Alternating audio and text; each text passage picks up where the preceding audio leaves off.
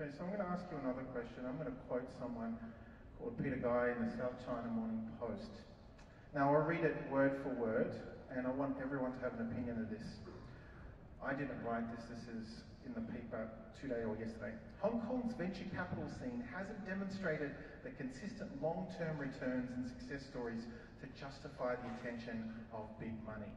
Most of the so-called venture capital outfits in Hong Kong are really private equity only interested in China. There is insufficient angel and seed funding in the city. Perhaps it's because many of the startup ideas in Hong Kong are copycats, derivatives, or commercialisations of foreign ideas and businesses. Now, I won't give you my personal opinion, but I'd love everyone to have an opinion on that, because they're basically telling you what they think of you. That was from Peter Guy, South China Morning Post. I don't take full credit for that one. Minerva.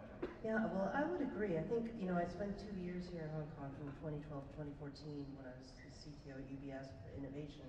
I think this is an amazing startup ecosystem, and what is lacking is more early stage and seed funding, that very early push with strategic advice from potential customers, that sort of greater ecosystem view versus the kind of late stage of looking for a quick turnaround and cash out quickly. You don't just get that from the top in the beginning. You've got to build a whole ecosystem from the bottom up.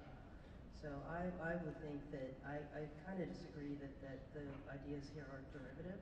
I think what's lacking is some of the early stage funding that can help incubate and grow some of those ideas from Hong Kong.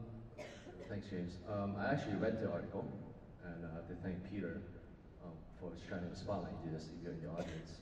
I think there's a lot of factors in play in this. I think the most critical element is the last sentence, developing scale outside of Hong Kong. I think Hong Kong is obviously a great place to start a company, to start a business, and it is really come down to, as a VC, to help my founders and company to be able to scale into a regional player. At the end of the day, as a VC, we look for 50 to 100x returns, and only companies with a regional coverage can do that. Ken? Yeah, I agree with David. Come on, someone disagrees.